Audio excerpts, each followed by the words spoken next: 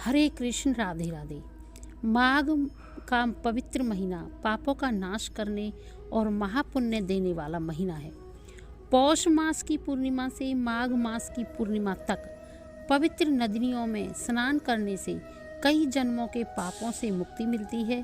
पुराणों में माघ मास के स्नान को भगवान श्री हरि विष्णु को पाने का सबसे सुगम, सबसे सरल मार्ग बताया गया है। पौष पूर्णिमा से शुरू होकर माघ पूर्णिमा तक रोज एक अध्याय नियम से सुने। पूरे माघ के महीने में इस महत्तम को सुनने मात्र से श्री कृष्ण की कृपा और भक्ति मिलती है। माघ का ये पवित्र महत्म सुनते हुए अपने हाथ में फूल, जल, तिल और कुछ दक्षिणा जरूर रखें। सबसे पहले गणेश जी महाराज और अपने गुरुदेव को याद करते हुए माघ मातम का शुभ आरंभ करेंगे। ओम नमो विघ्नराजाय सर्वसौख्य प्रदायने दृष्टिरिष्टा विनाशाय पराय परमात्मने। बोलो गणेश जी महाराज की जय। गुरुर् ब्रह्मा गुरुर्विष्णु गुरुर्देवो महेश्वर गुरु साक्षात् परम ब्रह्मा तस्मै श्री गुरुवे नमः। जय हो गुरुदेव महाराज की जय। माघ मास महामातम अध्याय पहला। श्री नैमिषारण्य क्षेत्र में मुनिजनों ने परम भगवत श्री सूत जी से कहा, हे मुनि, अब आप कृपा करके माघ मास की उस पवित्र कथा का वर्णन करें जो कि वशिष्ठ भगवान ने दिलीप से कहा था, जिससे प्राणी के समस्त पाप नष्ट होते हैं। हे देव, कृपा करके आप माघ मास के संपूर्ण इतिहास का भी वर्णन करें। सूत जी बोले, हे मुनिजनों, तुम धन्य हो। भगवान श्री कृष्ण की भक्ति में लगा तुम्हारा मन देखकर मैं बड़ा प्रसन्न हूँ। मैं समस्त पापों को नष्ट करने वाले परम पुनीत माघ मास का महत्व तुमको सुनाता हूँ। ध्यान से सुने। एक दिन पार्वती जी ने भगवान शंकर जी से पूछा, हे महादेव जी, आप समस्त धर्मों के ज्ञाता हो, आप कृपा करके मुझे माघ मास का महत्व, व्रत विधि, पूजन और इतिहास बताइए। पार्वती के इन वचनों को भगवान महादेव सुनकर अति प्रसन्न होकर बोले, हे प्रिय, तुम इस मनोहर वृत्तांत को सुनो। एक समय महाराज दिलीप ने एक महान यज्ञ किया। ऋषि जनों ने प्रसन्न हो राजा को आशीर्वाद दिया।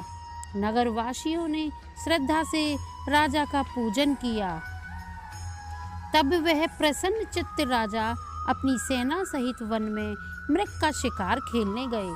समस्त अस्त्र शस्त्रों से युक्त दिलीप कवच आदि धारण किए, हाथ में धनुष बाण लिए वन में शिकार खोजने लगा। उनके पैदल सिपाही भी मनोहर जंगल में विचरने लगे। शिकारियों का दल वन में देखकर सभी जीव शांत होकर अपनी गुफाओं में चले गए। कोलाहल सुन मृग भागने लगे। राजा ने उनको अपने वाणों का निशाना बनाया। पक्षी इस वृक्ष से उस वृक्ष पर उड़ने लगे और अपने को छिपाने के लिए स्थान खोजने लगे। शियार चिल्लाने लगे। वृक्षों की खो में छिपे उल्लू चीखने लगे।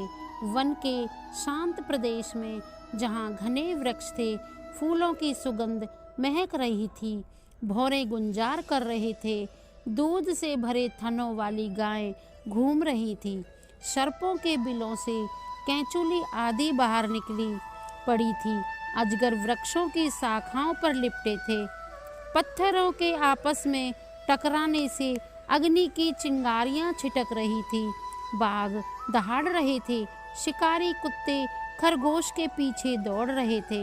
इस प्रकार राजा दिलीप वन में शिकार खेलते, रात्रि होने पर विश्राम करते और फिर आगे बढ़ जाते थे।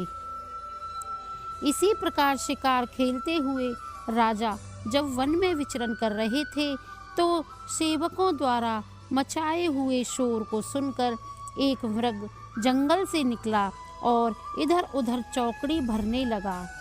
तब राजा ने उसका पीछा किया। लंबी लंबी छलांग लगाता हुआ मृग टेढ़े मेढ़े रास्तों से कांटेदार झाड़ियों और वृक्षों के मध्य होकर कई झरने पार करता भयानक जंगल में घुस गया। मृग का पीछा करते हुए राजा दिलीप उस स्थान पर आ पहुँचे। जब वह मृग दिखलाई नहीं दिया तो राजा घबरा गए, क्योंकि वे बहुत थक चुके थे और प्यास के मारे व्याकुल थे। राजा और उनके साथी थक गए थे, उनके घोड़े पसीने में तर थे।